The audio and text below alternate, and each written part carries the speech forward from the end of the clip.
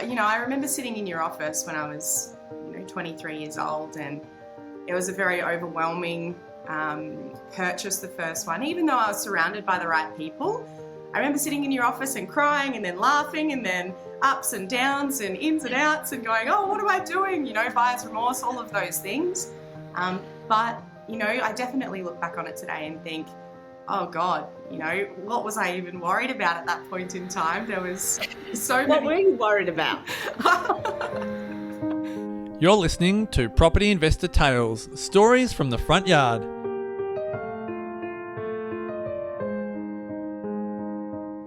Hello and welcome to Property Investor Tales, stories from the front yard, where I get to speak to property investors from around Australia about their investing journey.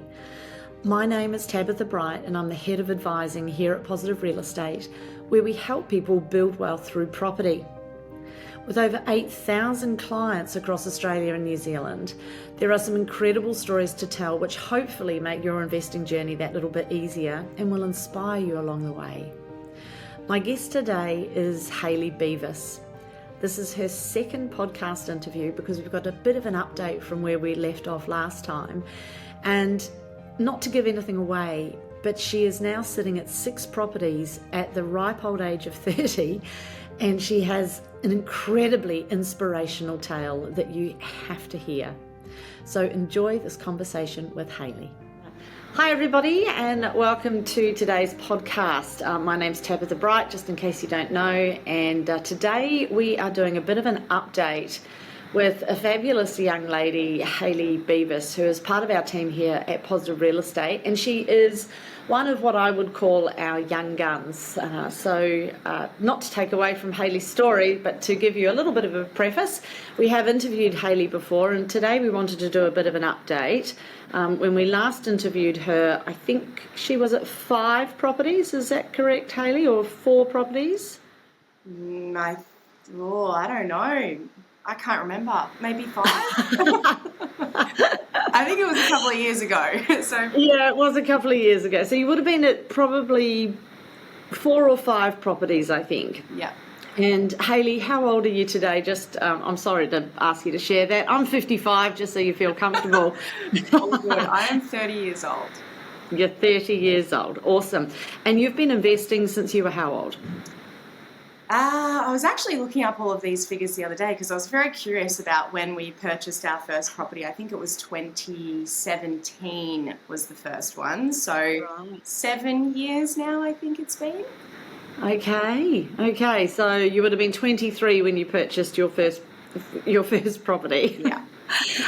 And the journey wasn't all that smooth, was it, with the first one?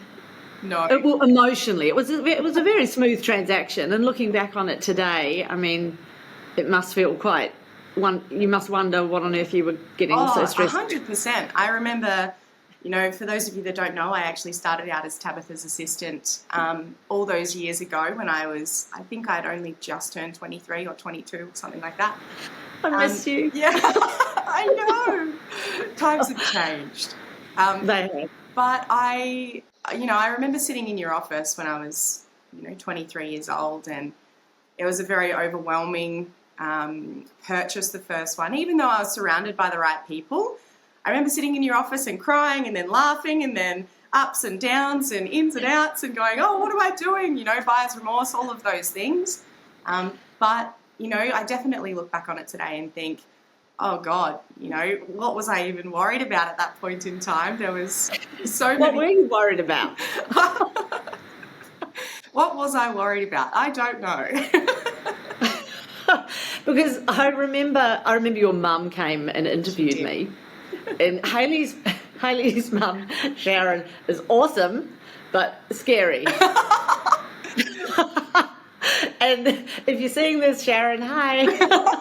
I'm sure she will have a listen. So hi, Mum. I'm sure she will. And I remember we were looking at a property for you to purchase, and it was an apartment. It was a 1-bedroom apartment. It was your first purchase. You had some savings. I think your mum was going to lend you a little bit of money just to top it up. Is my memory correct? Or did you have everything? For the developer incentives. So we essentially needed to see where the developer incentives were coming from. Oh, yes. Yes. So your mum was like, who is this woman that's getting my 22-year-old daughter to buy a property? And what are these developer incentives that I'm not so sure about? And Hayley was like, oh, your mum wants to come and have a talk to you. I'm like, okay, cool. I'll take her through it. No, I'm pleased to say it all went well, and your mum and your dad are investors as well, and they've been very supportive of your investing journey, and I know they've been thrilled to see you succeed and thrive, because what it looked like from there was once Hayley got one under her belt, I know your partner purchased one as well. Yep. So then between you there were 2 properties. Yep. And then tell me how it went from there. Just quickly, we'll do a recap so people don't have to go all the way back to watch the original podcast. Yeah, yes? Awesome. So I actually was thinking about what the story looks like, the other day as well, because Jason did ask me at the Property Summit, and I think that I never really sat down and thought about what the story is. It's just been a bit of a journey, and it's been very exciting and also very crazy and bizarre. And, I think after that first purchase, it was you actually suggested, I think a couple of people here suggested to go to Tony Robbins early on. And it was, I think, almost the day of a year being at Positive Real Estate that I went to Tony Robbins. This was about maybe 2 months after we settled the first property. And after seeing what was possible for, clients, for you guys especially, people the team at Positive Real Estate, and having one-on-one interaction with people that were growing a portfolio. I mean, before that, I knew of it, but I didn't really have a lot of knowledge about it, even though my parents were investors. We occasionally went for a working bee at a unit, on the weekend, but I didn't know a whole lot about it. And I think for Mum and Dad, their strategy was very much like, let's buy a property and see what happens. Sorry, Mum, but that's true. When I went to that Tony Robbins event, it was a 3-day event. I went by myself in Sydney, and by the end of it, they get you to write down goals. And as a 23-year-old, I have no idea what my goals were back then. I think I was sitting there going, goals? I mean, yeah, I've got big goals. I want to do all these things, And remember, you told me, I want your job. Yeah, I want you to have my job. Yeah, I don't know if that's a goal. Sorry, Jason. That's usually what happens. Yeah. Tab is very wonderful at her job, and I wouldn't want to take it off her. That's why. I think you'd do it with your eyes shut. But anyway, we digress. Thanks, yeah. And I wrote on this goals sheet 5 properties by 30. And at the time, I don't even know why I wrote that. I think it was probably the challenge that I liked. I'm not sure. I definitely dreamt of bigger things, and there was a lot of things on there, but a lot of them at the time, then I look back at it now, they were all material things, a car, a boat, a house, it's very interesting how times change as well. But yeah, I wrote 5 properties by 30, and when I was sitting there at the time, I think I came back and I was like, Tab, I've got to buy 5 properties by 30. And you're like, okay, yeah, sure, yep. And everyone was, yeah, cool. But I think at the time, there was no other option. It was just, we're going to make it happen.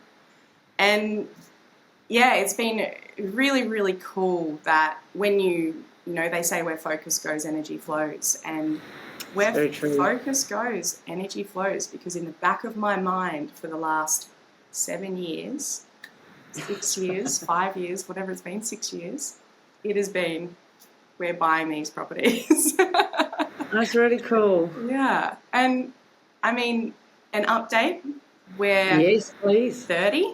I'm 30, Corey is 31. And we have just settled on our 6th property last weekend, which is our home, and we've just moved into it. And yeah, this one feels really different, that's for sure. So tell us a little bit about this, because I made the mistake at mentoring the other night of calling it your dream home. I know, you did. And you were like, nah. No. So it's a beautiful home. It is. So just give us, it's like 4 bedroom, 5 bedrooms, 4 bedrooms. Yeah, 4 bedrooms. Yeah. It's a nice big double story. It's probably too big for 2 people, but it's got a pool out the back, and it's stunning. It's absolutely stunning. It's a beautiful home. It's on a hill. You've got views. I can actually see the city from here, which is amazing. I've moved my office upstairs because I wanted to see the have the best room in the house for my office, which Corey suggested. So we did this last night, and I can tell you it's amazing to look out over some views of. It's really cool. The city, Moreton Bay. It's awesome. Oh, it's lovely. So it's not your dream home, though? Definitely not. Tab, you should know by now, I dream way too big for this to be my dream home. But you know what? I didn't even think about it. I was just talking about what a great job you'd done, and I was like, oh yeah, Hayley's bought her dream home. Congratulations. I'm going to be interviewing her on her latest acquisition. So property number 6, which is freaking awesome. So you have actually exceeded your goals of 5 by... Yeah, so you are in the 0.0069% of Australia that has, 6 or more properties, which is absolutely nuts, and all by the ripe old age of 30. So tell us, what has been your secret? Because this hasn't come, and it's not that it's been hard for you, but it is. You are a hard worker. Corey is an exceptionally hard worker. Like, both of you guys go the extra mile in everything you do. So it's not like this was gifted to you or given to you, or you were born with a silver spoon in your mouth by any stretch of the imagination. Hayley is one of the hardest workers I know, and she is constantly self-developing, and Corey blows me out of the water. I'll tell you a quick story about Hayley and Corey that sums it up for me. The office that we're in at the moment, I had a tight budget to get an office in Melbourne, and I found this, and we needed a big space, and I found this place like literally around the corner from my home, which was really awesome, in Prahran in Melbourne, and I think it's like 300 metres square, 400 metres square, something like that. But it's got big spaces, lots of natural light. But it was a mess. It was like done up last in the 70s. It was the ugliest thing. It had terrible partitions. And I said to everyone on the team, I said, guys, we're going to have to get in and renovate this ourselves. Like if we want a nice office space, I've got a couple of bucks that I've been given by head office to throw some paint at it, and we'll just make it happen. Well, I can tell you, nobody else other than Hayley joined me and rolled up her sleeves and renovated. And we spent all our time renovating this commercial property in our weekends and after hours. And her partner Corey came and helped as well, and he was paid a very small amount to do a shit ton of work. Corey's a carpenter, for those of you that don't know, and he absolutely loves being a carpenter, so he thought, I'll come and give this a crack. And he ended up spending weekend after weekend in this place, putting up walls and plaster and putting in the kitchen in. We knocked down walls. Honestly, we did everything. And Hayley and I, we couldn't get a plasterer in. And so we thought, oh, how hard can it be? So we Googled plastering. And I think Corey was mortified, because Corey's a perfectionist, right? When it comes to excellence is not high enough standard for Corey when it comes to his work. And when he saw, I'm just looking to see if I can find anything on the doors. I'm tempted to give you an office tour so I can show you our exceptional plastering, because, it left a lot to be desired. But we got there and we moved the team in, and but it was thanks to you guys. I've got some very funny photos that I'll share at some point of us with masks because we're sanding plaster, and it was nuts. But that is Hayley through and through. And so I digress. But the point to my story is that Hayley and Corey are exceptionally hard workers, and they give a lot of their time freely, and doors open. And it's not always about they expect to be given something back. It's not quid pro quo, but it's just the ethos that makes Hayley and Corey successful is that they are hard workers, and they give back, and they focus on their goals, and they take action. And so tell us a little bit about some of the other properties you bought. So you and Corey both had an apartment each. Yep. Thank you for the kind words, by the way, Tab. That's super lovely to say. Well, it's warranted. Yes. Thank you. So I will go back. You asked a question before that I think is really important as well, and it was, what has allowed us to do this? What are some things that made us, be able to do this? And I think you summed it up there as well. I think having somebody else that is just as interested in getting ahead and making this happen, as I was. Corey and I have been together for, what is it now, 11 years. It was just 11 years a couple of months ago. And for a 30-year-old and a 31-year-old, it's a long time to be together. It is a long time. It's a third of your life. Yeah, absolutely. And Corey is so into this as well. He loves everything about, the investing journey, and Corey's always been very, very good with money, which also helps. And I think when you both have goals that you're working towards together, it makes it a lot easier because you're both on the same page. You're able to, see the target, see the goal. And it's funny because Corey hates goals. He thinks that they're, a little bit silly, and we'll get to it when we get to it, but we'll get to it. Whereas I'm like, no, date, time, rolling back, what do we need to do to get to that? So it kind of works well. I think it's good having somebody else on the same page is what I'm trying to say, because without Corey, without both of us on the same page doing this, it would have never happened. And it's something that we see every day, right? A lot of people are not on the same page for the journey and don't want the same things, and that has been a huge help for us along the way for sure. We're both focused on the target. Very focused, yeah. So tell us about your properties. So you've got the 2 apartments, then you bought... Yep, then we bought, must have been 2019. We actually got the first homeowner grants for a townhouse in Brisbane. So I moved from Melbourne to Brisbane, or we moved from Melbourne to Brisbane in 2018, I believe it was. So I left lovely Tab in the Melbourne office, which was a very sad day. It was a very sad day because I lost my assistant. Yes, it was a very, very sad day. And you went on to bigger, brighter things here at Positive Real Estate. Yep.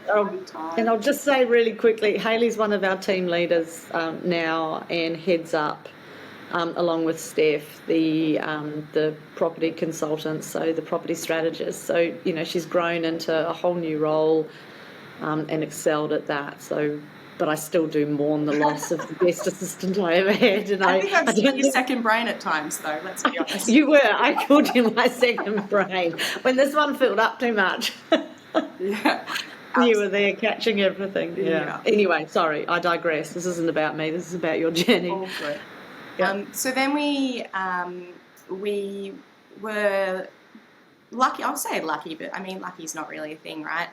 In the right place at the right time for certain developer incentives for the first 2 units, which were amazing. Our clients, our acquisitions team negotiated some pretty cool incentives for deposits paid or, cashback incentives for the first 2. Yeah. Yep. For the third, we were able to get some government grants. So because we'd never lived in those properties, they were investments, and first homeowner grants here in Queensland say own properties that you've never lived in. So we provided the lease agreements to them, and we were able to get some pretty awesome government grants. I think it was $20,000 for the first homeowner grant, and awesome. And 14,000 free stamps incentive, which was pretty amazing. Right. Yeah. So we were able to get in again with some really low deposits on that property, and that was an off-the-plan strategy. So we signed a contract about 12 months beforehand, gave us a little bit more time to save and get everything together for the next one. And we moved into that property for 2 years. So that was technically our first home together, which was very exciting. It never felt like home for me. I always said to Corey, this is just a means to an end. A stepping stone. And he would always say to me, can't you just be happy with what you've got and where we are? At the time, no. Nowadays, a little bit different. From there, it would have been probably 18 months, if not almost 2 years later, was when we purchased the fourth. So obviously you hit servicing and deposit barriers time and time again, which I think has been one of the most frustrating things as part of the journey, is sitting on my hands and having to wait. But as you and Jason say, find a hobby. Still haven't found my hobby. Maybe that's camping. I think that's next. Yeah, finding a hobby. If anyone's got any suggestions, let me know. Oh, I do. Oh, no, running. No. I've tried running. Not my thing. Then we went for the NDIS property, which I think may have been when I spoke on the podcast last time, was after the NDIS property, once it had got up and running. So that took us about 12 months to get off the ground and be built. We're now in 2021, I think it is, by the time that was constructed. Yeah. And if anybody wants a little bit of a recap on that, go back to the last podcast. I definitely do talk a little bit about that journey, and it has been, what would be the word? A good learning experience. Okay, and so with anything, sometimes when you do a slightly trickier strategy, people have high expectations about what that might look like. And often, if we're getting an above market yield, or we're making some extra growth on the way in, or we're doing, something tricky in order to force value in some way, anything that comes with a twist can also come with a bit of a sting in its tail. And so strategies like NDIS, they come and go out of the market. There was strata titling when I was, going through some of my, I'll call it formative acquisition phase, where you'd buy blocks of units and you'd subdivide them and make equity on paper and refinance. There's different markets have different strategies. Duplex strategies were big, similar to the strata titling. And so with this one, it has served you. It's been a great property, but it definitely had some unexpected twists and turns. Do you want to just give us a quick recap? What are some of the challenges with an NDIS property? Because it's certainly not a strategy for everybody. So initially it was financing the property. Banks don't really like NDIS. They consider it generally commercial lending, 70% LVR a lot of the time. So we actually had to go to 5 different banks to get the property done in the first place. Valuations were a huge challenge. Hence, we went to 5 different banks as well, because you're spending far more in that local area by having to, I think it was at the time in 2020 when we purchased it, it was $100,000 of extra upgrades on the property. Nowadays, probably double that. But where the property was showing value, the banks were looking at it as, this is what homes are worth in the area. They were valuing even up to $150,000 low on this property to be able to actually get it done. From there, we've had challenges with getting participants. You'll be sold the dream, and luckily for me, I wasn't. We definitely did our due diligence, and we did buy it through PRE at the time, and there was a lot of information available. So luckily for us, we were making somewhat informed decisions, and we're not expecting it to be 100% occupied at all times. So we're running numbers of 50%, thankfully. But it did take probably 3 months from when we actually handed over the property to find the first participant. And 3 months vacancy. We did have some challenges with some legislation, which we lost our first participant. Legislation changes for the property being built. And that basically pushed out another couple of months for the construction. Then, finding a second participant became even more challenging. Sometimes with getting the participants funded can take a really long time, and I take my hat off to SDA providers. They go through a lot, and carers and all sorts of stuff to get people actually funded for the correct funding that they need to be cared for, which is a little bit sad on the front end there. And finding the second participant, I think it took 4 months or something like that. Gosh, yeah. Another 4 months. So they weren't fully funded at the time. They went in there, just minimal rent amounts until they were fully funded. So it really took probably 12 to 18 months from when it was actually built to when we had 2 participants funded in the property for when we could actually start seeing some results for that, because obviously we had a mortgage, the expenses are a lot higher on an NDIS property, no insurance is higher, there's public liability. We pay the bills in this instance, so there's bills coming through, and luckily for us we did have a buffer because there were things like furnishing the property. We didn't realise we needed to furnish the property, that comes at an extra expense as well, and look, we have seen some good results, but it is a volatile investment is what we've seen. It's when it's high, it's high. When it's going well, it's going well. And then all of a sudden it'll nosedive, and then you'll get a sneaky little, hey, this is what it's all about. But I guess higher the risk, higher the reward in this instance. A lot of people It's usually the won't way. want to go through the volatility and what you see on the shiny paper that they present you, the very good salespeople that are selling these NDIS properties, is unfortunately not the reality. So, halve the numbers, make your buffers bigger, make your time frames bigger. I've had a number of people actually contact me or call me because of the podcast, because of the Property Summit, other coaches suggesting people have a chat with me, and also the SDA provider that we work with. And there's a lot of people that are sold the dream with these properties to build them out in the middle of nowhere. Right. People that live in these properties which don't work. They want to live near family. They want to live near amenity, Shopping centres. Exactly. They don't want to live. Yep. And it's very difficult when these properties are built in the middle of nowhere to get any kind of tenants in the property. So that was one thing that we safeguarded ourselves with. We actually purchased it in Springfield, the major master plan in Brisbane here. And if all else fails, all we need to do is put up a few shower screens, redo some kitchen cabinetry, and we can rent it out as a standard property, which is pretty awesome. Which, that's really awesome. And I think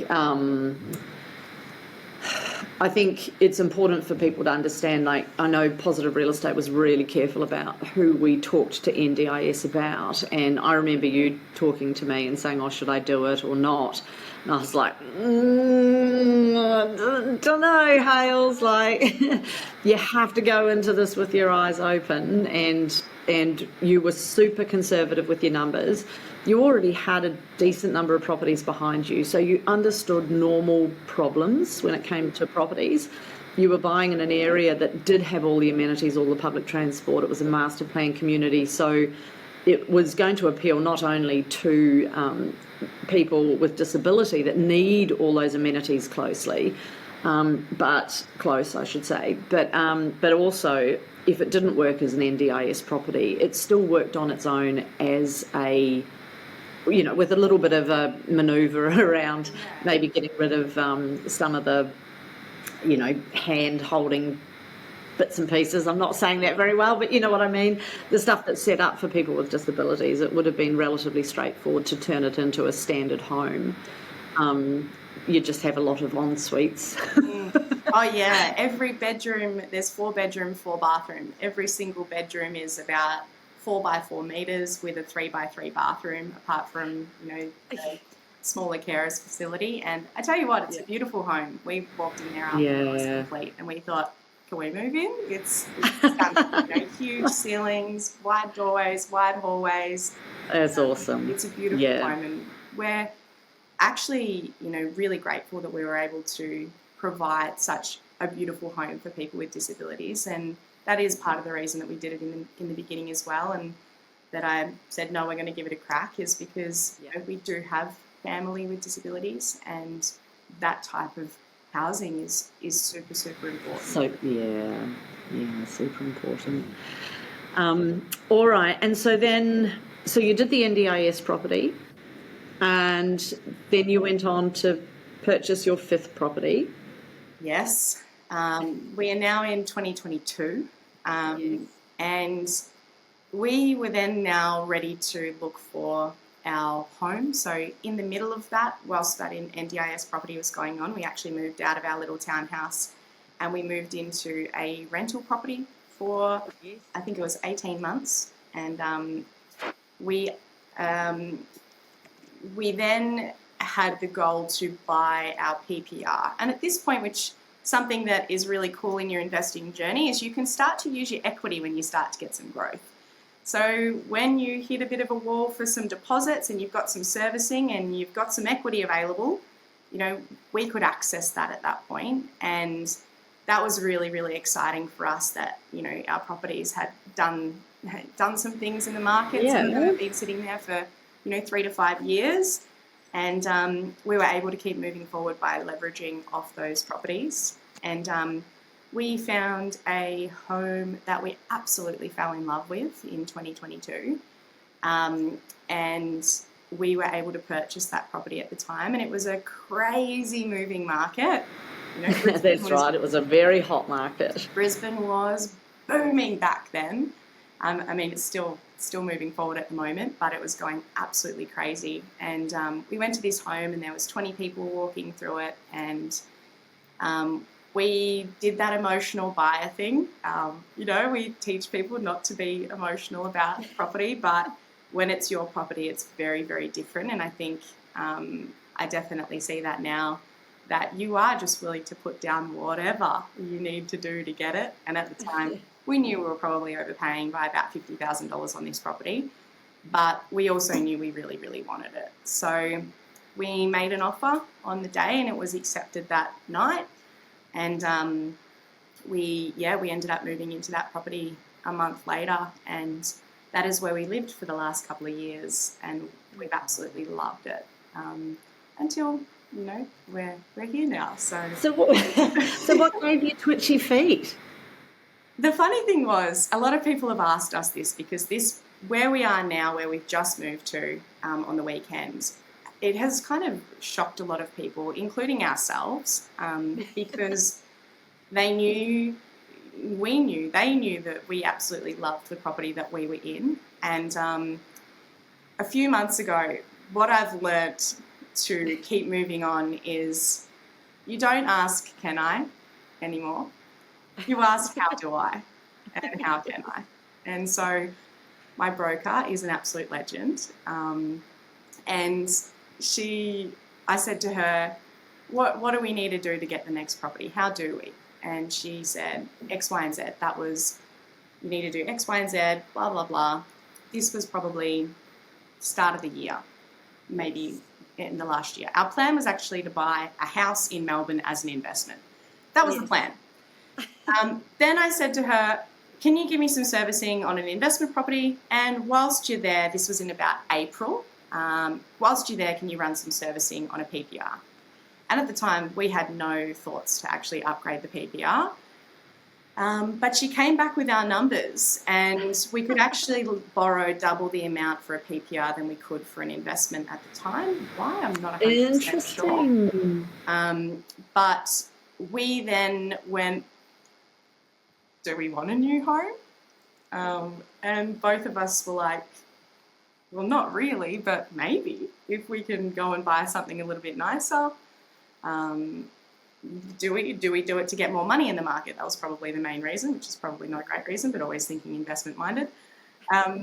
And we then decided to start kind of looking in, I think it must have been May, June. And we hadn't really told anybody that we were going to buy a new home because it wasn't really our plan. And we found a property that we put an offer in on, and it wasn't accepted at the time. And then we found another property that was even better. And, it's often the way, isn't it? And so there's a couple of lessons in here that I just want to highlight. The first one is Like, I know you got emotionally attached to the first home that you bought, not the off the plan townhouse, and I just wanted to make sure everyone understands you have kept all the properties that you've upgraded. So you've really had a PPR upgrade strategy, and because your servicing has been better from a bank's point of view, and this is sometimes how it works, folks, and what Hayley did that was really clever was she asked one of our 6-star team, the broker, can I get servicing on an investment, and can you show me my servicing if I was to buy another PPR? Because depending on what the bank's rules are at the time, they may service you better for a principal place of residence simply because they're more comfortable, that's what they're looking for as far as the type of lending, and they may be concerned about people in the investment market. And so it just depends on the bank's rules. And for Hayley, because she could service more with a PPR, it just opened up a whole new world.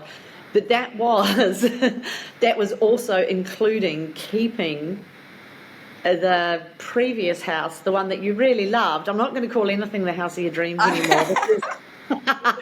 It was a dream house. Yeah. Yeah. It was perfect for us at the time, you know. Yeah.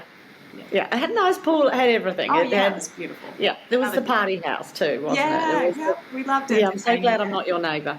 Oh, no, we were very lucky. We were a corner block, and the streets were quite wide, and we had... I'm a Grinch when it comes to that. No, you know our that. neighbours were awesome. We didn't party that hard, don't worry. A lot of it was daytime by the pool. So we had a corner block at the time, and no real neighbours that were on our outdoor area. And right, very good. Because our backyard was essentially our front yard, so it worked quite well. But yeah, we kept that property and we rented it out, and the tenants actually move in tomorrow. And I met them on Tuesday. They rocked up at the house, and I was there to get the gas and water certificates. And Corey is an avid lawn freak, and the lawns there look like a golfing green. And the first question they asked, they just popped in because they had so many questions about the home and they were hoping that we would be there. They were so excited. They cried when they got the application accepted. That's, it is a beautiful home, which is amazing. And he said, how do I keep the grass like this? And I was like, you don't want to know. 2 lawnmowers, lots of lawn products, lots of love, Corey is, as you mentioned before, a perfectionist, and, loves everything looking stunning. So the home looked like a display suite when we rented it, and we were very, very grateful to get top dollar. We did very, very well in presenting the property to make sure that, it was a cut above the rest, and definitely paid off for us, which has been awesome. And so I just want to highlight another lesson here. So Hayley and Corey have made sure that property, when it was presented for rent, was absolutely picture perfect. And the current average rent in the market was what, 900? Yeah, probably about 900. 900, maybe 950, but yeah, probably would have got about 900, 925. Yeah, if it had been normally leased. And you just put that extra love into it and made sure it was beautifully presented, and you had at least how quickly? Second open, and we had 4 applications, and we got 975 for it. So we were very, very happy with that. Thank you, RNW. You're amazing. And it was. We didn't actually think we would get that. We were kind of just... You were pushing the envelope. Absolutely, we were. Yeah. But the feedback was absolutely amazing, and the feedback was we can tell how much love has been put into this property, and this is obviously not a tenant's property. It's beautifully presented, and the tenants that actually got it that I met this week, they are so excited. They just said, we can't wait to live in this home, and if we didn't get accepted, we would have been so upset and would have compared everything to this property. So wow. It was really, really good feedback, and I know that the team at RNW got similar feedback when they were there doing the opens as well, that, everybody absolutely loved it. And, that's a very good feeling, I think. Coming back to that for a second as well, it feels different nowadays when, what would be the word? I think that, I've been sharing with you and some others over the past month. We put our heart and soul into that property and getting it ready to go, and now we're in another property. It's a very, very bizarre feeling, and it makes me well up a little bit. Like, I don't think that I've been able to stop and smell the roses until now. Wow, didn't expect this. And it's a really cool feeling to. I've always been go, next, and to achieve that goal of 5 properties and now 6 properties at 30, it's a very surreal feeling, and I've loved the fact that we have been able to celebrate this one very differently, because I think we're both a little bit baffled that we're here. And we're both very proud of what we've been able to achieve together, which is bloody awesome. And even last night we went back to the house before it gets leased and just do the final checks. And we took a beer with us, and we stood in the kitchen and stared at the pool and just thought, wow, this is cool. I'm glad you took that time. Really cool. And even here, we sit outside overlooking the pool and the beautiful view, and it's cool. it's really cool, and we're definitely stopping and smelling the roses a lot more now and being more grateful for where we are, and I think that that's an amazing feeling to be able to do that. I think that's really amazing, and I know a lot of people will be in awe of what you and Corey have achieved. There's one question. It's going to change the tone a little bit. So I'm kind of like, I should probably finish the podcast here, but I also know it's something that people are going to be wondering. With your properties, where they've been your own, how do you emotionally attach? Because no one can guarantee a tenant's going to look after it. Corey is going to have to let go of the lawn, because that lawn is perfection, and be okay with, they've got a dog, don't they, the tenants? So it'll probably pee on the lawn, and there'll be patches and weeds will grow, because no one's going to look after it like you guys did. How do you detach from that? How are you okay with that when you've put your heart and soul into this? I think that that's actually a really good question. And one thing that Corey and I are very good at is being okay with change. And we have moved, we worked out, the dog has lived in 8 houses and she's 10. So, wow. We have moved a lot of times in 10 years, and in the last 6.5 years, we've moved 5 of those times.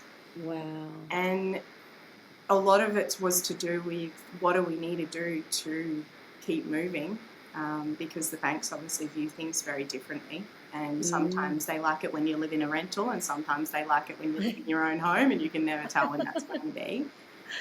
And I think that it is, we're very much, our move this time was quite easy, because you can imagine moving that many times, you don't hold on to stuff, and we're definitely not stuff people. Does this serve a purpose? No, see you later.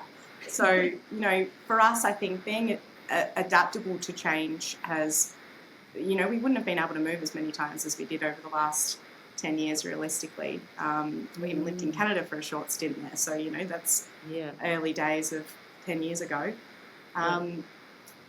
So I think it's just adapt and move on, and it's not moving on from the property. I think it's or moving on from the memories, I guess, is probably a better way to put it. It's moving on from the property and knowing that we still have that. If we ever wanted to go back there, we can. And unfortunately, people don't look after things like we do. I think these tenants will, by the sounds of after meeting one. We're very grateful. But I think it is just a matter of, it is okay for things not to be perfect all the time. And, it's a lesson for both of us, because both Corey and I are perfectionists, and sometimes that serves us well and sometimes it doesn't. But yeah, being adaptable to change, things change. We are now very, very grateful to be in our new property. And I tell you, the first night we moved in here, I didn't realise the window was open, and I could hear all of these new sounds that we'd never heard before, because we were on the other side of the highway and everything else. And I thought, oh God, there's dogs barking. Oh, is that a plane? Oh, can I hear cars? Have we done the right thing? And then I realised the window was open the next morning, so I closed it and have slept soundly ever since. But, it's, it's really interesting to be in a new place. And, we definitely, I don't think, have moved on from the last one yet, because all of this happened so quickly. Yeah, but it is, I think it is, makes us feel a lot better that we do have somebody moving in there that will love it as much as we do. And if worst comes to worst, we can move back there. So we don't plan on it. This place is amazing. So yeah. Oh, that's awesome. That's awesome, Hum.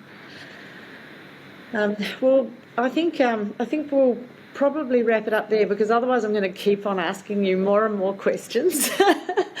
And I guess this is a slightly different podcast episode to normal, because it is a follow-on, and but I will ask you still the same question.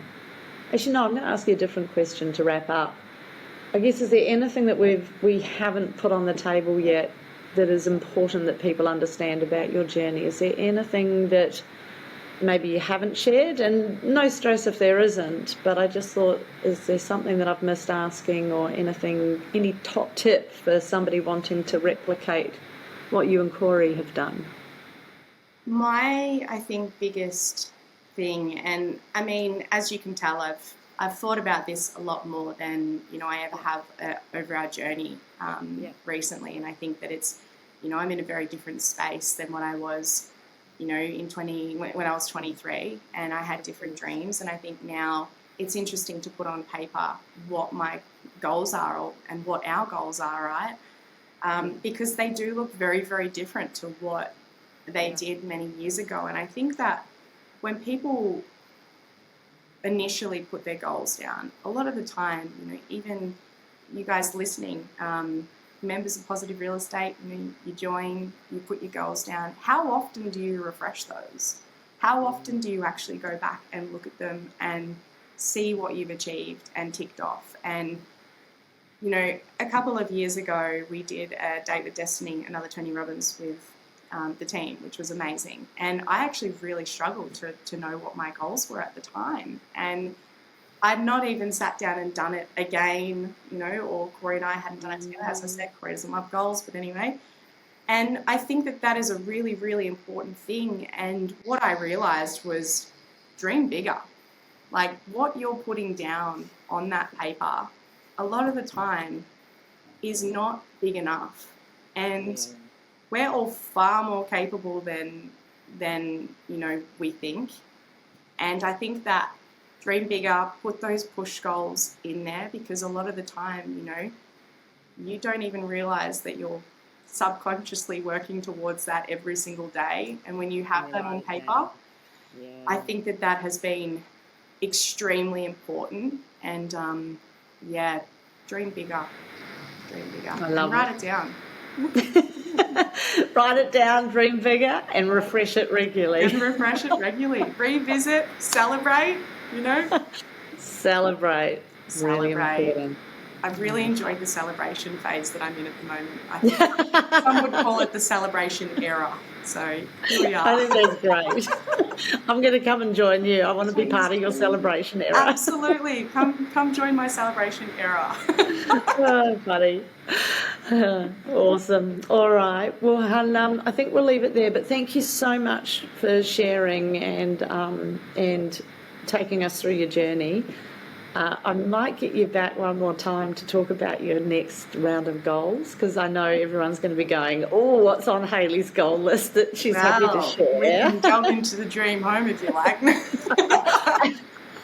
I want to know what your dream home is later. Well, I think that, I'll have to have a think about it, because I think that have a think about it for me. Crazy. Go nuts. Go nuts. Dream bigger. Awesome. Well, thank you so much, Hayley Beavis. Thank you for having me, Tab. My pleasure, darling, and awesome to see you doing so well. Thank you. And thank you for all of your help along the way as well. You've been obviously a huge support for us, and, definitely an inspiration and a role model for me. So thank you for all the things that you've done for me. Ditto. Right back. Awesome. Thank you, darling. Take care. Bye. Bye. Hey, thanks for listening to Property Investor Tales. Remember to subscribe so you get notified every time a new episode drops. As you can guess, I love hearing people's property investor tales. So if you'd like to share yours, then please get in touch with me via email at propertyinvestortales@positivementor.com.au. We would also love your feedback, and I would appreciate a 5-star review over on Apple Podcasts or Spotify. Remember, you can watch all of these podcasts over on YouTube at Positive Mentor or at positivementor.com.au. Until then, take care, happy investing, and bye for now.